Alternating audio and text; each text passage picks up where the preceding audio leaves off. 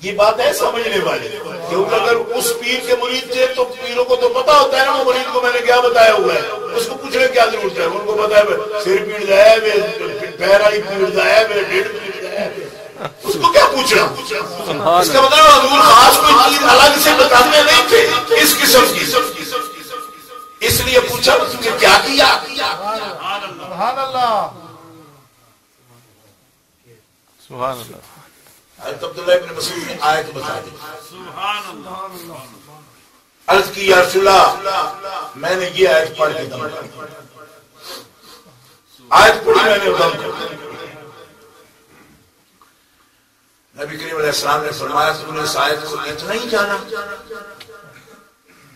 تو نے اس آیت کو اتنا ہی جانا ابن مسعود، اگر یقین کامل کے ساتھ سے آیت پڑھ کے کوئی پہاڑ پہ پھونک دے تو پہاڑ بھی اپنی جگہ چھوڑے گا اور اس کو رستہ دے دے گا۔ نبی علیہ السلام جو آپ نے یہ لفظ فرمایا، آپ نے فرمایا تو نے مطلب ہے تو نے کوئی یہی کام لیا ہے وہ نظر روکی میری اتنے جوگی نہیں ہے، اگر پڑھنے والا ایمان کامل سے پڑھ کے پہاڑ پر پھونکے گا تو پہاڑ پھٹ جائے گا اور اس کو رستہ دے گا۔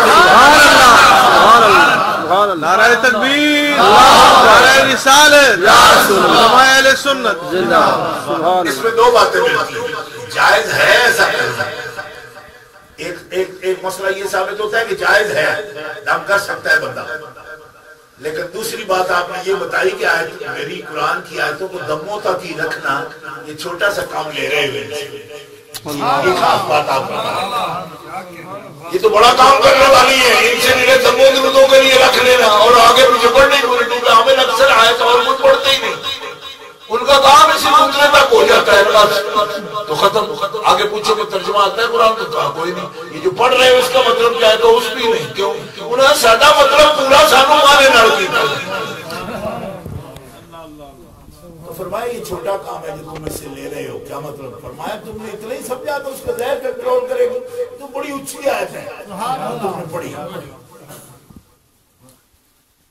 اور پھر سرکار مسکرائے، حضرت عبداللہ ابن مسعود ابھی تک اس حالت میں تھے کہ وہ بتائیے اب حکم کیا ہوتا ہے، حضور مسکرائے، فرمایا ہاں ٹھیک ہے، وہ تم نے جو اس کو کہا انہوں نے جو کچھ کیا اور تم نے جو کچھ کہا، تسلی اب دیکھو، فرمایا ساری بکریاں ابن مسعود تو اور تیرے ساتھی لے جائیں گے کہ میرے حصے کی بھی کوئی نکالو گے، سبحان اللہ سبحان اللہ سبحان اللہ، تو ہدیہ پیش کیا یا رسول اللہ ساری آپ کے لیے، فرمایا نہیں ساری سب تمہاری، لیکن یہ تسلی دینے کے لیے فرما دیا کہ حلال ہے تمہارا نہیں کھا سکتا، صحیح بخاری شریف میں یہ حدیث پاک میں، میں یہ بات عرض کر رہا ہوں تو کوئی پورا حصہ کسی عمل کے لیے صحابہ کرام کو پڑھنے کے لیے نہیں فرمایا تھا، پورا قرآن پڑھو، اور اصل میں سے تھے کیا اس سے کوئی مقصد نہیں لینا، صرف اللہ کو راضی کرنے کے لیے پڑھنا ہے، مقصد خود بخود آ جائیں گے، کیا مطلب کہ کسی مقصد سے پڑھا نہیں، مقصد اس کے تابع ہے، پڑھو خدا کے لیے، اب خدا سب چیزوں میں برکت پیدا کرے، سبحان اللہ، اس طرح نہیں کہ پڑھو ہی اس کام کے لیے کہ اس سے یہ فائدہ اٹھائیں گے، نہیں، یہ نقطہ نظر رسولی نہیں ہے، پڑھو اللہ کے لیے، اور جس کام کے لیے بھی پھر اس کو لاؤ گے اللہ اس میں برکت پیدا کرے، سبحان اللہ، لیکن جب مقصد ہی وہ بنا لیا پھر اس کا مطلب اللہ سے تعلق ہی نہ رہا، وہ نہیں، وہ بات غلط ہے۔ میرے بزرگ فرمایا کرتے تھے، میں چونکہ حافظ تھا آپ کے حیات میں بھی حفظ کیا ہوا تھا، میں نے 18-20 مسئلے بھی سنائے، تو مجھے ایک دفعہ فرمانے لگی رمضان شریف میں سارا دن منزل پڑھتے رہتے ہو تو اس لیے سے پڑھتے ہو رات غلطی نہ لگی، تو میں نے کہا جی سارے حافظ اسی لیے پڑھتے ہیں، میں بھی پڑھتا ہوں رات مسئلے پر اٹکوں نہیں، فرمایا بیوقوفا سارا رمضان ضائع کر دیتے، اگر پورا مقصد تمہارا یہی ہے کہ رات کو غلطی نہ لگے، غلطی لگے گی تو بے عزتی ہوگی، اس کا مطلب ہے تم ثواب کی نیت سے تو قرآن پڑھ ہی نہیں رہے ہو،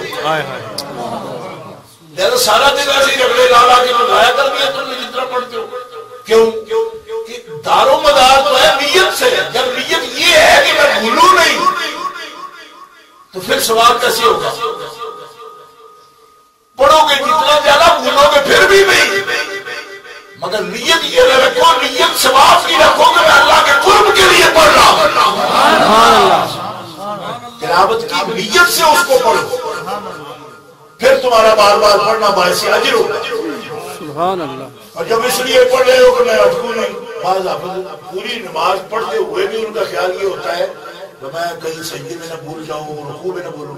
تو ایک ہمارے بہت بڑی ہستی بزرگ ہے، میرے والد صاحب رحمۃ اللہ علیہ کے دادا مرشد تھے، انہوں نے امام بدل دیا اس لیے کیوں؟ فرمانے لگے تو کبھی بھول ہی نہیں، نماز میں اتنا عرصہ ہو گیا نماز پڑھاتے بھولتے ہی نہیں۔ تو انہوں نے کہا جی میں تو بڑا غور کرتا ہوں، نہ بھولوں، آپ کے سامنے پڑھا رہا ہوں، بےزتی نہ ہو۔ تو آپ نے فرمایا بیوقوف اسی لیے کہ تیری نماز میں مجھے برکت نہیں معلوم ہوتی، اسی لیے تو تیری نماز میں برکت نہیں کہوں کہ اس ٹینشن میں پڑا ہوا ہے کہ مجھے غلطی نہ لگ جائے۔ رب کی طرف کس وقت دھیان دیتا ہے تو؟ یعنی بھولنا نمازی کیا سمجھیں گے، بھولنا نمازی کیا سمجھیں گے، اس کا مطلب تو نمازی تاریخ پچھلوں کے لیے پڑھا رہا ہے۔ کچھ سمجھا رہی نہیں آ رہی؟ امام ٹینشن میں بیچارہ وہ پچھلے کیا دے رہے، جب پچھلے کے لیے سارا کر رہا ہے تو اگلے رہے تو اللہ کی کوئی نہ۔ الذین استجابوا للہ والرسول من بعد ما اصابهم القرح۔ ہمارا تعلق ان مجروح صحابہ کی طرف دیکھو، حضرت بلال آواز دیتے آؤ لبیک یا رسول اللہ۔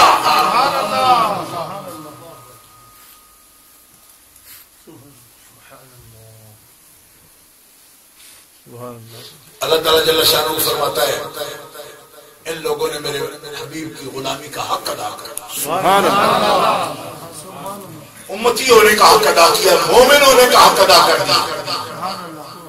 لہذا اے مومنوں، رسول اللہ کی عظمت، رسول اللہ کے دین کی عظمت، رسول اللہ کے قرآن کی عظمت، اسلام کی عظمت یہ ہے کہ ہم اپنی بات کا احسان جتلاتے پھرتے ہیں کہ ہم محفل کرتے ہیں، ہم یہ کر رہے ہیں، ہم یہ کر رہے ہیں۔ قرآن نے یہ مسئلہ بھی بیان کیا کہ تمہارا یہ احسان ہے کہ تم نے اسلام قبول کیا، تم ایمان لائے ہو، یہ تمہارا احسان ہے۔ جی قرآن کے یہ لفظ ہے، فرمایا یہ تو اللہ کا احسان ہے کہ اس نے تمہیں دین کے لیے قبول کر لیا۔ سبحان اللہ، سبحان اللہ، زور سے کہو سبحان اللہ۔ اللہ کا احسان ہے اس نے تمہیں دین کے لیے قبول کر لیا۔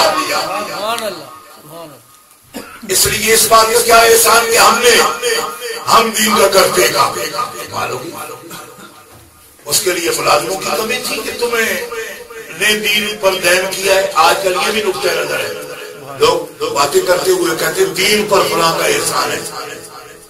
اللہ فرماتا دین کا احسان ہے کیا کہ تم سے خدمت لی ہے، کیونکہ وہ اللہ کی ہے اور اللہ تو محتاج ہی نہیں ہے کسی، یہ اس کا کرم ہے کہ کس سے اس نے اپنے دین کا کام لیا۔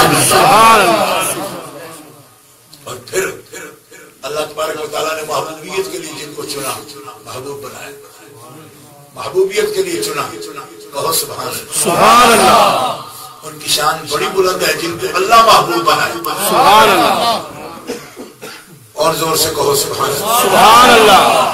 ان کی ہر ادا کو، ہر وصف کو اللہ تعالیٰ نے محبوب جب بنایا تو ہر چیز کو محبوب بنایا، سبحان اللہ، اور صاف بھی محبوب بنایا۔ سبحان اللہ، حضور ایسی آپ کے تمام اصول ایسی، کوئی میں رات میں تقریر کر رہا تھا مانچسٹر میں، یہ جملہ میں نے عرض کیا کہ پوری کائنات میں کوئی ایسا حسن نہیں ہے جو رب نے اپنے حبیب کی ذات میں جمع نہ فرمایا۔ سبحان اللہ، سبحان اللہ، سبحان حسن اللہ، صورت ہو، حسن سیرت، سبحان اللہ، کوئی اخلاقی خوبی ہو، کوئی طبع کی خوبی ہے، صورت کی خوبی ہے، سیرت کی خوبی ہے، کوئی ایسا حسن ہے جو متصور ہو سکتا ہو کہ یہ حسن ہے، اور وہ رب تعالیٰ نے اپنے حبیب سے دور نہیں رکھا، دور نہیں۔ اور ایک محدث فرماتے ہیں لیس علی اللہ مستنکر، اللہ کے لیے مشکل بھی کوئی نہیں، کیا کہ عالم کو دو چیز جدا جدا بخشی ہے، اور اس کی مثال شعر میں آسان ہوگی، حسن یوسف دم عیسیٰ ید بیضا داری، آنچ خوبا ہمادارا تنہا داری. سبحان اللہ سبحان اللہ. شاید کہتا ہے یوسف علیہ السلام کا حسن مشہور ہے اور تھا حقیقت ہے. بہت حسین تھا, بہت حسین. سبحان اللہ. صداقت ہے, بہت حسین تھا. حضرت موسیٰ علیہ السلام کے پاس ید بیضاء کا معجزہ تھا ان کے پاس. یہ نور نکلتا ہے ان کے ہاتھ سے, ید بیضاء. اور عیسیٰ علیہ السلام کا معجزہ دم عیسیٰ. کیا ونفخت فیہ, میں پھونکتا ہوں ان کے اندر تو مٹی کی مورتیں اڑنا شروع ہو جاتی ہیں, مردے زندہ ہو جاتے ہیں. ہے نا, بولو سبحان اللہ. ابرئ الاکمہ والابرص واحیی الموتى باذن اللہ وانبئکم بما تأکلون وما تدخرون فی بیوتکم. یہ موجزے آپ دم عیسیٰ, آپ کا دم عیسیٰ. دم نہیں کچھ پڑھ رہے, دم نہیں دم ہو رہے ہوتے ہیں, دم ہوتا ہے. سبحان اللہ. تبھی اللہ نے فرمایا جس طرح اٹھ گئی دم میں دم, اور دم اس کا ہوتا ہے جس کے اندر کوئی دم ہوگا. لیکن ابن مسعود میں دم تھا نا, تو ان کے دم دم عیسیٰ ہے. کیا مردے زندہ کرتا ہے, دم عیسیٰ مردے زندہ کرتا ہے. اب بابیوں کی یہ بیماری ہے کہ جب ہم کہیں نا کہ دم عیسیٰ مردے زندہ کرتا ہے, وہ فوراً کہتے نہیں کرتا, اللہ کرتا ہے. تو میں کہا بیوقوفا, اللہ والی گل کر گئی, کلیئر ہو گئی, کیونکہ یہ لفظ باذن اللہ کہ اللہ نے پرمیشن دے رکھی ہے. اب تم جو بلڈنگ بناتے ہو تو ہر بندہ آ کے پلاننگ پرمیشن تمہاری چیک کرتا ہے. آپ ایک بلڈنگ بنا رہے ہیں, ایک بندہ آ گیا, پلاننگ پرمیشن ہوئی ہے؟ آپ کہتے ہیں ہوئی ہے.